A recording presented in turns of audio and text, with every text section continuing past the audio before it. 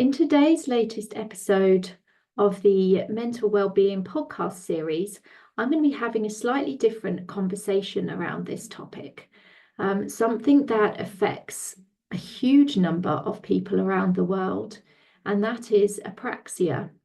And for those that don't know what that is, it's the inability to use fine motor skills, which plays such an important part of everyday life, things that we would normally take for granted, and also how we communicate, so being able to speak.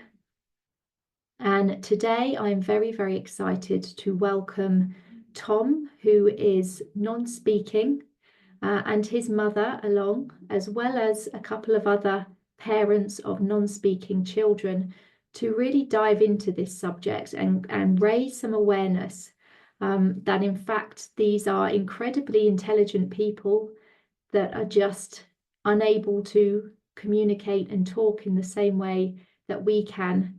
And it must be so frustrating. But there has been some fantastic developments in the autistic community with spelling to communicate. And we will dive into that in a little bit more detail later.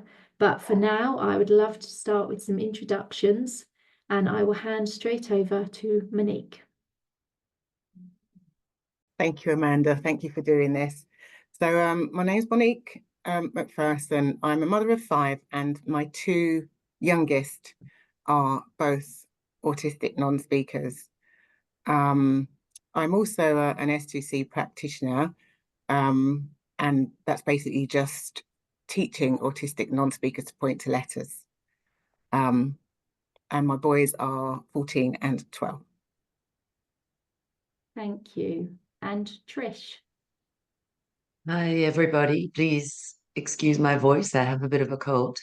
I am Trish. I'm also a trained spell to communicate practitioner. I came to spelling to communicate through my son, Henry. He's my youngest of 3. He's non-speaking, autistic, and ADHD. We are learning to spell to communicate. And I also have a webpage called The Threads of Life, where I also have my own podcast and I share a monthly newsletter about our journey and all things neurodivergent families. Brilliant. Thank you, Trish. And we have Joe and Tom here as well. So Joe, would you like to introduce yourself first, and then Tom? Hi. Thomas has just introduced himself by saying spelling. Hi everyone, my name is Thomas Watson. I am a non-speaker and advocate for spelling. My name's Joe and I'm Tom's mum. We started our spelling journey about 4 years ago after reading Underestimated, a book by J.B. Hanley and Jamie Handley. And we've had an interesting spelling journey, but I would say the last 2 years have been exceptional. So yeah, that's us. Thank you so much. I should say that Tom is now 25 years old, and he's started open communication at the age of 23. Amazing. So kind of going back to the early experiences and diagnoses, because I can imagine that every experience is incredibly different. Monique, we start with you. What were your earliest observations that led you to believe something might be different about your son's development? To be honest, because I had a plethora of kids, I just accepted everything that came my way without much thought. So it was my daughter, actually, my eldest daughter, who pointed out to me that there was something up with my youngest son because I was so busy with the others. And I thought he was just quiet, you know. My 14-year-old, who's my second youngest, he didn't even get diagnosed with Down syndrome until he was, I think, 1.5 years. It was completely missed at the hospital. And to be honest, after hearing from other mums how the outlook is, you know, and the attitude towards it. They all had such a miserable day because the unfortunately the medical professionals were so like, oh, you know, I'm so sorry, it's bad news. I've got a wonderful friend who's an advocate that's trying to change that and say, you are so lucky to have a son with Downs. You know, it's going to be a different journey, but it's still going to be wonderful. You know, and so I didn't get given that day of doom and gloom. So I'm kind of grateful for that. It was only later on that I noticed the differences and things myself. And then he got his diagnosis later. And even then, he didn't get the autism diagnosis until he was 3. And that was only because the groups that I was attending with him for kids with Down syndrome, I noticed he was different to the other kids with Down syndrome. They were signing, you know, and things like that, you know, sign language or a bit more receptive and verbal, you know, way before we expected him. So it was then that I took him in again. So it was basically through me noticing the differences between him and his peers that he got his diagnosis. My youngest son was diagnosed just before he was 3. No, actually, it was just before he was 2. But that was because of my daughter. She had a friend who had a baby the same age, and she pointed out the differences then. You know, but because there was like a 10-year age gap between my eldest 3 and my youngest 2, and you know, and I had no idea what, you know, what autism was until they were born. I didn't really see it. But once my daughter pointed it out and I took her for the test, it was like, yeah, absolutely, you know. And even then, the doctor he didn't spell it out straight away. You know, when he said, send your son in for, you know, I think he should be referred, I asked why. And he literally just said, well, when I leant in to check him out, he didn't really respond. And that was all he said. He kind of left me in the air with that. So yeah, it was much later that it was like they were almost reluctant to say, which I found in my case very interesting. But yeah, so that's how it was for us. Thank you. And Trish, in terms of the process of receiving a diagnosis for your son, Henry, how did that work? How did you experience the sort of system, and how did that impact you and your family? Oh, you're on mute. We were living in Singapore at the time. Excuse me, you're going to have to edit out all these coughs. We were living in Singapore at the time of Henry's diagnosis. He was 3 years old. We took him for an assessment, and it was really alarming. I hadn't done anything much like Monique. I didn't know anything about autism. We had just noticed he'd begun in a nursery school and that was not going well. And they advised going to a pediatrician that my kids don't normally see. Obviously, in the UK and the NHS, you just go to the GP. So we saw a pediatrician again who was very reluctant to use any words.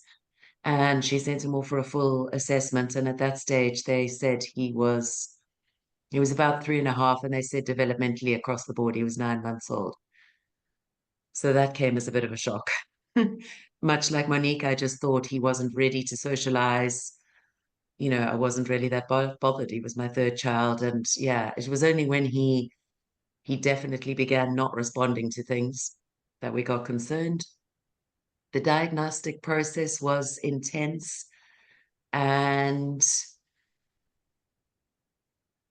I felt, obviously not really being aware of how the diagnostic process worked, I was really shocked at the level of detail we received. We received pages and pages of things that our child couldn't do, that they would have expected him to be able to do. And we signed him up immediately to a therapy center in Singapore at the time, who were not that concerned about diagnosis, but they were specializing in speech and language and occupational therapy and working with children who presented like Henry. So we immediately signed up for that intensive speech and language and occupational therapy. I very naively at the time thought that it was just a question of my son being able to catch up. It was only the other mothers at the center who then called me out for a coffee to say, oh, so what's he got? And I was like, at the time they were telling me a global developmental delay. And they were, oh yeah, honey, it's autism. And I went home to Google autism and dropped the phone basically. It was a real shock. Especially living far away from family, I phoned my parents immediately. We flew them over to Singapore. My husband was incredible. He reminded me that it didn't matter what we would do, whatever it took to help him, and that he was always going to be the same quirky little toddler that we knew him as. And at least now we could learn something and get some help. And that's where we began. Thank you. And I think, Jo, it would be great actually if you wouldn't mind describing, or how did you first learn about this term apraxia? And when did you know that it could be that was causing or affecting Tom's ability to speak? Well, I don't think I really came across the term apraxia in that form until I started our spelling journey. I think when Tom got his diagnosis and you start to look around at other either people with autism or other diagnoses, you notice that there's differences in the way they hold their gait, or the way they walk, or the way they do things, and so you have that inherent knowledge, and of course you go through all of the usual OT, speech therapy, that kind of stuff. I didn't really relate that to his speech, which I look back and I think that's crazy, because the fine motor movement that you have in order to speak is some of the finest motor movements in the body. And if you have difficulty with motor, you're going to obviously have difficulty.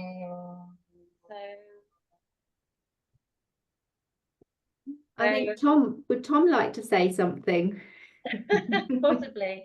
I'll let you chat to the others about their journey with Apraxia, and I'll find out what Tom's got to say about it. Well, I was actually going to follow on if Tom is happy to. I know he has very kindly answered a few questions ahead of this for us, and I think it would be brilliant to understand what his experience was like before he could communicate using the letterboard, and what was so probably really hard and frustrating in terms of being unable to speak and communicate. Okay, just ahead of Thomas doing that, I just want to explain for whoever's watching the two different methods of spelling that Tom's using today. So we use, when we're out and about, we use what's called a laminate, which has an alphabet on one side and numbers on the other, for him to communicate when he's out and about. But often at home, when we're going into a deeper dive of, creative writing or any form of interview or that kind of stuff, Thomas uses a keyboard, which he has started using a lot more. But you can't just obviously jump to a keyboard straight away. There is definitely a series of letterboards that you go through until you have the motor movement you need to use the very small keys on a keyboard. So in answer to your question, Tom, do you want to select your first answer? Actually. Ready? You do it. Just that one there.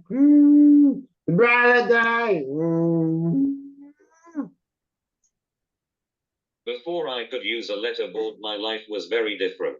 Everyone was doing their best to help me based on what they knew and what was advised by the experts. It was difficult for me because I was so misunderstood. A lot of the time I was extremely frustrated, which was dysregulation at its best. That wasn't good for me or anyone else. In fact, the more dysregulated I was, the less intelligent people thought I was, which has the effect of making things worse. The thing is that you should never underestimate anyone.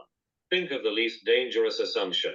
What harm is caused by assuming intelligence? Nothing. What harm is caused by assuming an intellectual disability? Potentially great harm and trauma. Brilliant. Thank you so Powerful. much for that, Tom.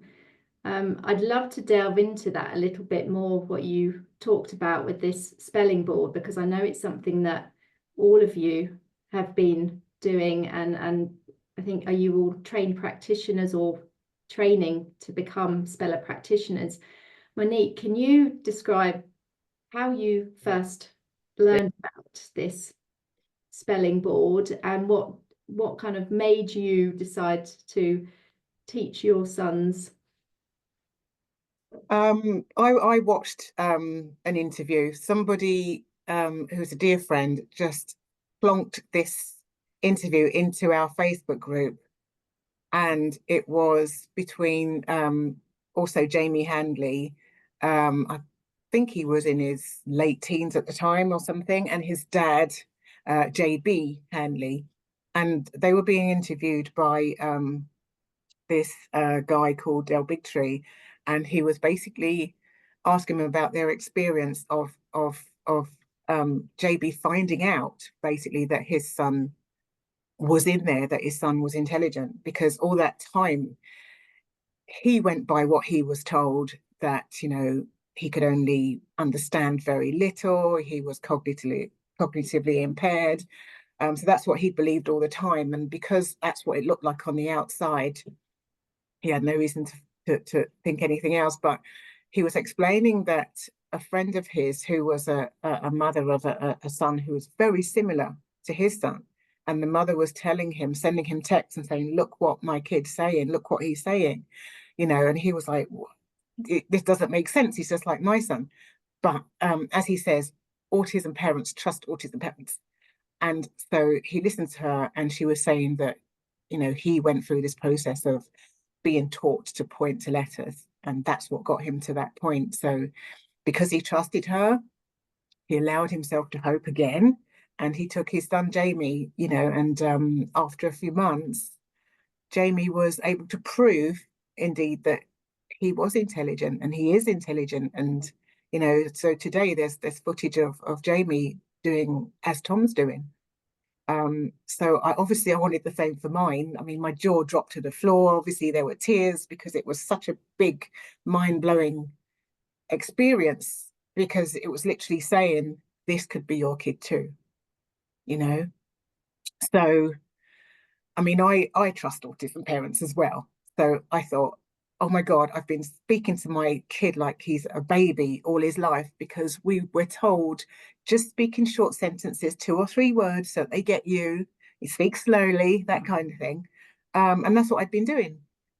So when because my son was coming home on the school bus, when he came home, I just got down to face level and I said, oh my God, I said, I didn't realize that you're in there, that you're intelligent. I said, I'm so sorry. I've been speaking to you like a baby, for 12 years. And he kind of went, and he just looked me right in the eyes, I mean, eye contact that day was incredible. He looked at me so intensively. And then obviously I'm on the phone to my mum, and every time I looked up at him, he was looking at me like that, as if to say she knows, he was just staring at me the whole day. And then at the time, because they hadn't pulled their finger out, my younger son came home on a different school bus from the same school. They did sort it out later. So about 20 minutes later, he came home. And at the time he was about, about 8, 9. And I said, same thing to him. I said, like, you're in there, you're intelligent. I didn't know, I'm really sorry. And I got down again, to face level. And I said, I'm sorry I spoke to you like a baby. I didn't know. And eye contact again was amazing, because I mean, with a lot of the autistic community, eye contact can be an issue. And he held my face, looked me right in the eyes, and just stroked my face with a big smile. So the response was so intense that it really showed me then that we were on the right track. And then I took my boys to an outreach that was in this country at the time, and we went from there. So yeah, we were practicing so far about a year and a half. That's where we are. And my 14-year-old, now 14-year-old, got to the point where he could express himself a little. It's still very hard for him because he does have a wider range of motor issues, so he would tire quickly. But it's got to the point, especially with his vision had an issue as well. I had to get his glasses changed because he had ocular apraxia, affects the eyes as well, can affect the eyes as well. And but with that being sorted, it kind of raised his ability a bit more once his vision improved. And yeah, so I was getting to know my son, you know, getting to actually know who he was, which was amazing. And yeah, so I'm still getting to know him. It's like catch up, you know. You spend all your life thinking, because it's all guesswork. You know, I would go by what he would gravitate towards and think, oh, they're all yellow. Maybe he likes yellow, you know. But no, he likes orchid indigo. You know, you couldn't be more wrong about the things that you know we think our kids like, even down to, you know, food choices and things like that. So yeah, it's an amazing journey once you're on that roller coaster. Incredible, thank you. And Trish, what was the learning process like for Henry? Was it sort of a slow process, or was it kind of lots of aha moments, and how did you best support him through it? So we're talking about learning on the boards, yes. Henry has not reached open communication yet. We began our journey. I actually attended the same outreach Monique did in London. We found that extremely difficult. Henry really struggled to even access the room in the first session. The second session, we maybe got him on the chair for about 30 seconds at a time. He was kind of climbing all over me. I had no prior knowledge to what spelling was about. I had read the book, and this outreach had come up within the next few weeks. So it was really like, gosh, this is wild. Wow, we have to try it. What have we got to lose? So I didn't have any of the background knowledge and information. I just read this book and totally believed what I'd heard. And I've never met a parent like myself who doesn't know that their child is intelligent. It's just that we've spent their lives so far being told that they aren't, you know, and that the cognitive just isn't there. And whilst you can sense the intelligence around the home, they're still not proving anything in terms of curriculum box ticks. And they're not reading and they're not writing and they're all of that. So it had made perfect sense, but I was naively expecting Henry to just walk into a room and sit on the chair and start spelling like it happened in the book. And that did not happen. The apraxia and how it impacts that motor movement is absolutely massive, and it's extremely difficult for them to even get their bodies into a chair sometimes, especially when they're younger. And I didn't realize how hard he was working just to even stay in the room. What I did notice in those sessions was the fact that he actually did eventually stay in the room. He wasn't, he kind of wanted to be there, although I probably didn't see that at the time. I saw him hold a pencil and I saw him get his eyes on those boards, and I saw him point to not many, maybe 2 or 3 letters in the whole session, relatively independently. And I also realized that he was obviously listening to what this practitioner was telling him. And she was talking to him about alligators and things that I just thought, no, no, no, no, no. This boy, like, there's no way he knows how to spell alligator. Nobody's ever read that to him before. I mean, he doesn't like me reading books with him. So I just, but then I saw him point the letter, and that stayed with me. After those initial sessions, I was actually hugely disappointed, not in the process, but in my son, which is a terrible thing to say because this body of his, he just couldn't control. Bearing in mind the whole place was new to him. It was a new venue. We had to get him all the way into London on trains and taxis. He didn't know what to expect. I had not presumed that he would understand anything I said to him, so I didn't even explain to him what was going to be happening. All of those things in hindsight. I bawled my eyes out on the train home, and I thought that whilst I totally got this process, maybe it wasn't going to work for my child. And we actually pulled away. I stepped back for a few months, but I kept thinking about it, and I kept thinking about how confident this practitioner was. And I went back to her eventually, thank goodness. And we signed up for weekly sessions. At the time, there were no practitioners in the UK. So we had to work over Zoom, which was very difficult. It's extremely difficult. Now that I am a qualified practitioner, I can say how difficult it is to work with your own child. The parent-child connection and learning to spell on the boards is extremely difficult. It is a long journey. You cannot give up. You have to leave all your expectations at the door every time you sit down to practice.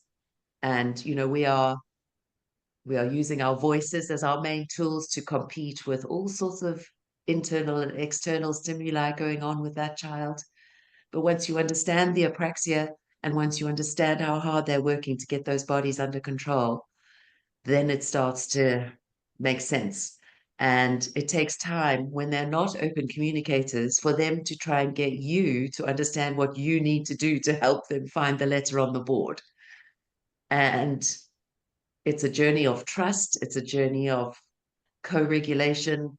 There were times when there's still times when I'm not very regulated. I'm getting frustrated on the boards. And so you're learning with each other all the time. We are now, Henry began the journey with his boards flapped and backed, again, much like Monique, lots of ocular issues. It took a lot of time and a lot of practice for his eyes to get used to moving them purposefully around the board to find the letters. And I'm super excited to say now that we've actually found a way to practice together that works.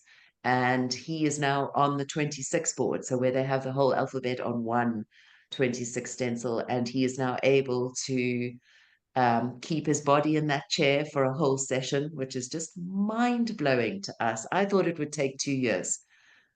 It's been about 9 or 10 months. He can adjust his posture just through verbal instruction, and we can go. And he's starting to answer sort of what we call semi-open questions. So there's a choice of things out of the text that I don't know which one he's going to choose. And it's just hugely, hugely exciting. Goodness, what a roller coaster. Yeah. I think actually going into the emotions of this, Joe, because I know Tom is pretty fluent now in the letterboard. How did you feel when he first successfully communicated with you using the letterboard? And also just the understanding, like what Monique and Trish have spoken about, that there is this intelligence that has been completely unrecognized for so long. How did you feel about that? Well, I also attended the same outreach as Monique and Trish. They're very different experiences because I had a massive aha moment at that outreach. As soon as I'd read the book Underestimated, I'd got in touch with Elizabeth Vosseller, who is the founder of Spelling to Communicate. Most people call her or refer to her as Evie. So when Evie, and we'd been sort of spelling around, I guess, 18 months, 2 years, on and off. I was very much believed what I'd read in the book. I also saw the same interview as Monique, and I thought to myself, Jamie looks like Tom and he sounds like Tom and his body does what Tom does, therefore why can't it be Tom? You know? I know. And so we went at it, but it was challenging. It is challenging because Apraxia means that you don't have praxis, which is the ability to intentionally move our body. We do it day to day, day in, day out with everything, whether it's clicking a mouse or getting a sip of water. We use praxis. And when you have a breakdown in that process, it's tough. And the whole point of using the boards is that you use the gross motor movements of your arm and your shoulder to access the right letters on the board. And it takes time, because imagine what it was like just getting into the car and ready to drive. There's so many things that you have to do. And so we struggled along a little bit for a couple of years. And when we heard that Evie was doing the outreach, we said out loud, unfortunately for Tom, we've got nothing to lose. We might as well give it a go. But I had got to the point where I was thinking, if Evie can't I'm done. I think, and I don't give up at anything, but we're trying. And was going through a difficult period at the time, and I was backing away from spelling, and actually I should have been going more into spelling because I know because you know, that purposeful movement, it does help. It really helps the body. So we went along to the outreach, and Evie was able, you know, she gave a lesson on Earth Day, and she was able to get Tom to communicate openly with her. That was just a jaw-dropping moment. There were tears, there were, I just can't even describe the whole emotion of seeing and hearing Tom's authentic voice. Who knew that he was in there? So, well, I always knew he was in there. We all know our they are more than what their IEPs say they're going to be. But to actually hear their authentic voice for the first time at the age of 23 was just jaw-dropping, especially when they tell you, all the experts say, it's early intervention or it's nothing, you know. So at the age of 23, what are you going to realistically get, you know? So it was incredible. Evie was very gracious with me and said it was because of the 2 years up front that I had worked with Tom on the boards. As frustrated as I was, what I wasn't, my missing ingredient was presuming competence. I knew Tom was in there, but you know, I mentioned it earlier when I was talking about Apraxia. I knew he knew his alphabet, and I knew he knew to spell some things. So why was he not getting to the letters? You know, I really didn't, despite my training, I have to say, I really didn't get the aspect that I wasn't teaching Tom anything. I was reading, you know, great stuff out to him, and it was all great brain food, but I wasn't teaching him anything. What I was supposed to be was a motor coach.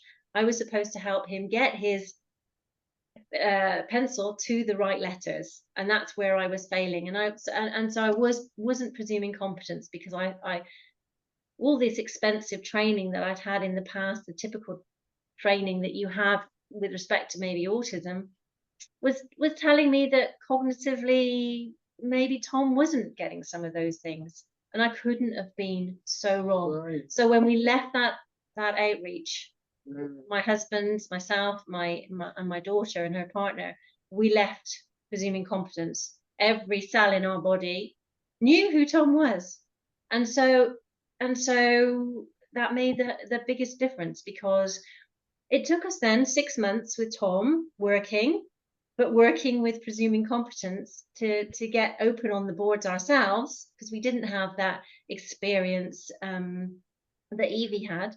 But we developed it, and now open communication has grown as a result. So it's been an interesting 18 months since then. Fantastic. I think that was a very long way of answering your question. I'm so sorry. No, not at all. Tom, One for you, I think, something really important that I think everyone would love to hear is what has been the biggest change for you once you could express your thoughts through the letterboard? There's another one that Tom's prepared yesterday for you, so you want to select it, Tom. Karis. You be a drum.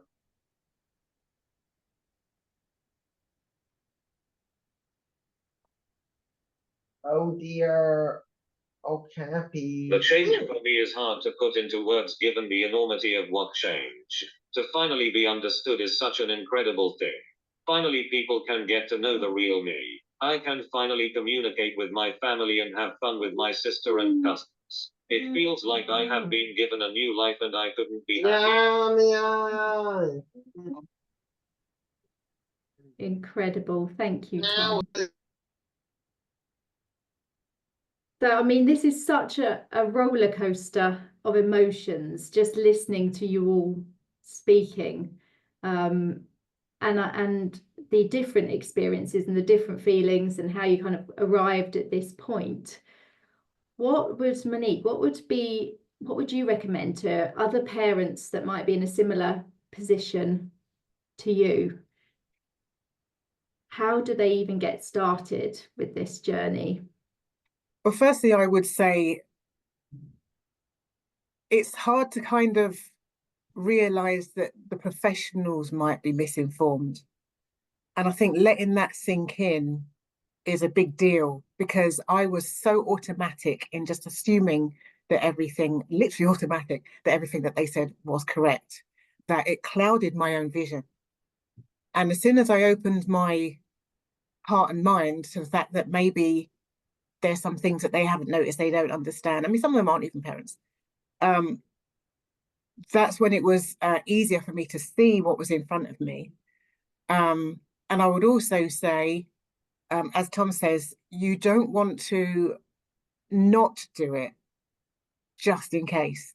Because even if you look at your kid and think, oh, maybe it'll work for theirs, but I don't see it working for mine, you could be doing them the biggest disservice of their life. You know, I think even if you really don't think it's going to work, you still got to try it. You owe it to your child, because if you don't, they have no chance. They have no chance of autonomy, no chance of the life. I mean, we've gone from me thinking, oh gosh, I'm getting on a bit. Who's going to look after my two boys when I'm gone? Who's going to look after them? It's gone from that worry constantly to, my God, I wonder what he's going to do when he grows up. Who's he going to be? It completely changes their outlook and their future. And it takes a lot of the worry off of you as well, because once they have their own voice, then they can make their own choices, and it doesn't have to be left up to somebody else how they're going to be, and their outlook is so much better. So it's not something that I would say to every parent, as long as you've got an autistic non-speaker, you should be doing this, because you owe it to them. They have the right as much as anybody else to communication. Thank you. And you actually, Trish, Monique mentioned there about the medical professionals not necessarily knowing it all and kind of coming to that realization. And how did the schools and medical professionals react to Henry's progress? And have you encountered any resistance along the way? Excuse me. I wouldn't say resistance. I think we're very fortunate. Henry is in a autism specialist school. He's a part residential student. And fortunately for us, I think the school are very curious.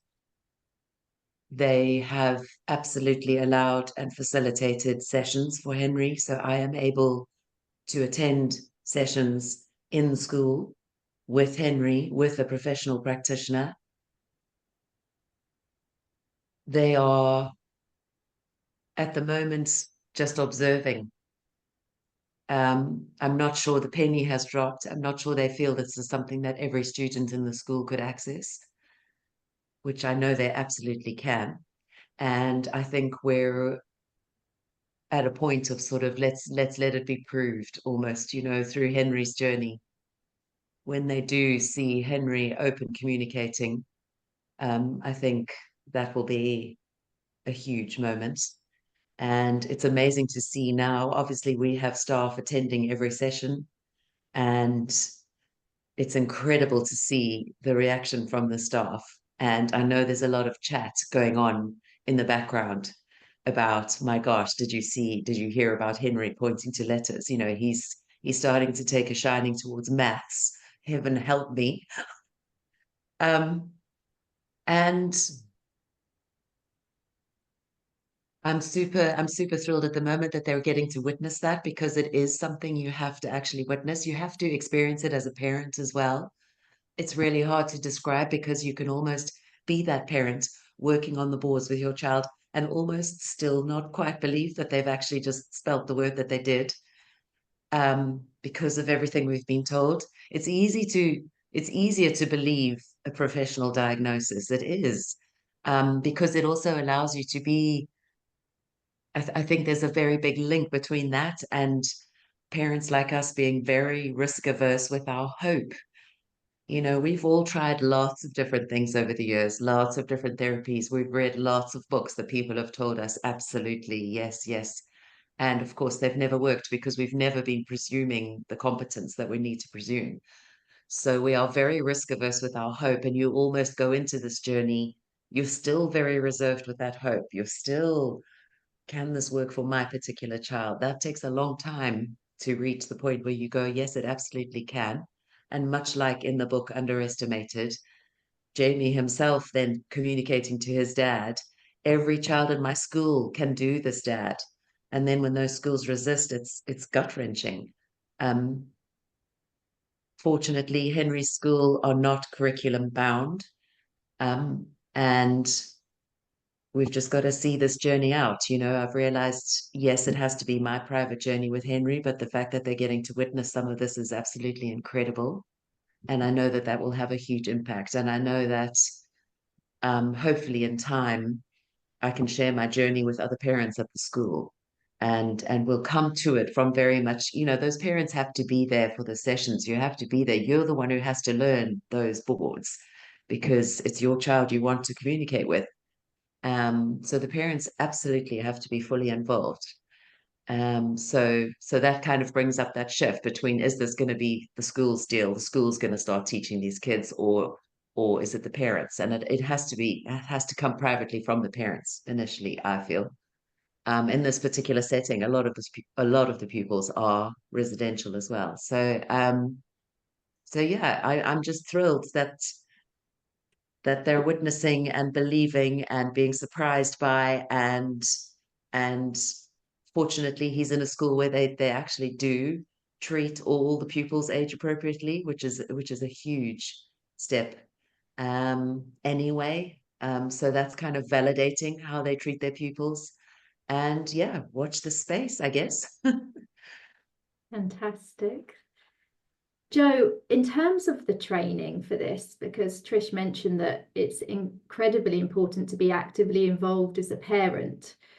I know that there aren't a huge number of people that do this in the UK. Is it becoming more recognised, and how would people go about getting involved in this kind of training to support their own children, or to support other children or young adults? Anyone who are non-verbal? Well, there are a lot of spellers, open spellers in the US. I mean, it's really great, gaining traction over there hugely. And following Underestimated, and actually there has been spelling in the UK for quite a while. The RPM movement has been over here for a while.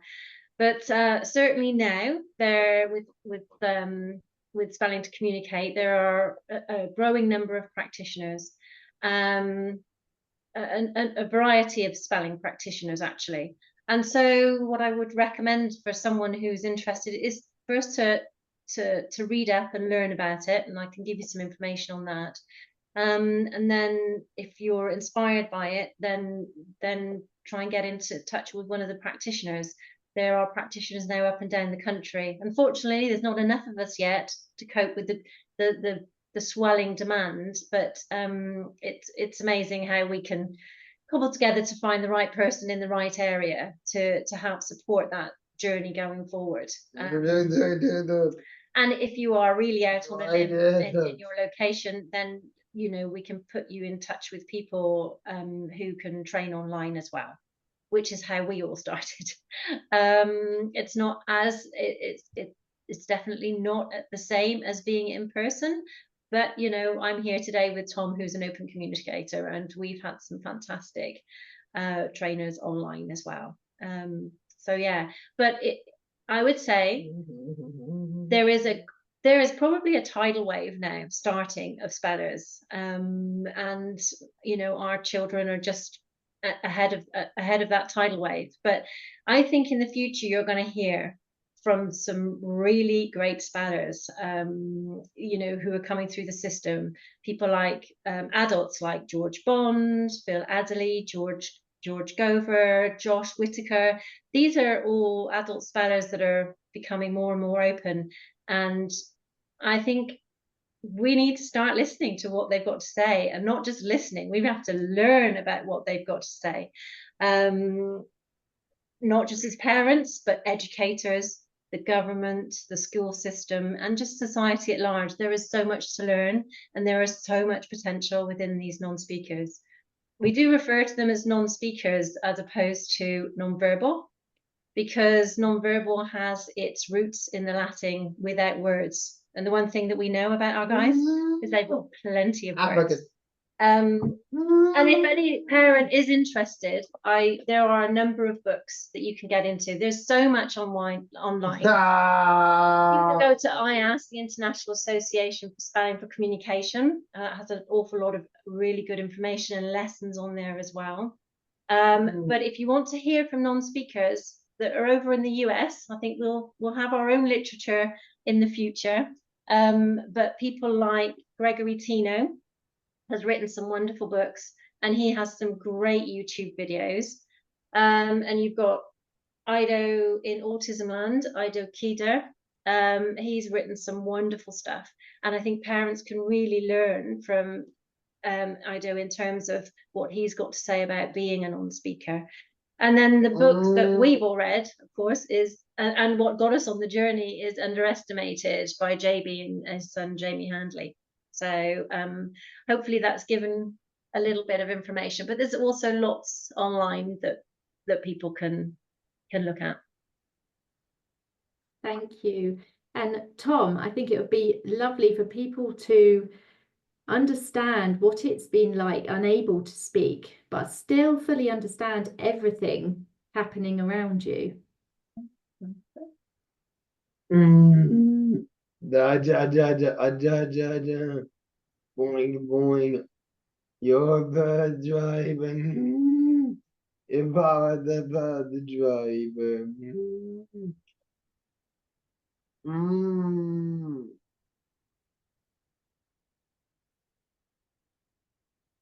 I would like people to know that it is very challenging for non-speakers to live inside their crazy apraxic bodies. Imagine a scenario where your body doesn't do what your brain asks it to do. That is what non-speakers live with all day, every day. Please be mindful of this and remember that listening doesn't have a look. Just because our bodies don't behave in a neurotypical way doesn't mean we aren't listening or understanding. Very well said, Tom. Thank you all so much for this conversation today. I think it's absolutely inspirational hearing your stories. I also think it will give so much hope to people that are in a similar situation, that feel that that's it for them. Because clearly it's not, and at any age this can change with more education and patience and perseverance, and just knowing that these beautiful people are so intelligent, so smart, and have just not been able to communicate in the way that they want to, and that we need to be able to actually have those honest, beautiful conversations. So we'll put all the details of what you spoke about in the notes to this. So anybody that wants to find you as individual practitioners or to learn a bit more about spellers, as well as the books that you recommended. And if there are any questions that come on the back of this, then obviously we could do a follow-up perhaps. But thank you all so much for joining us today. Sorry, Thomas just said thank you for having us. We hope I hope it's been helpful. Thank you, Tom. Sorry.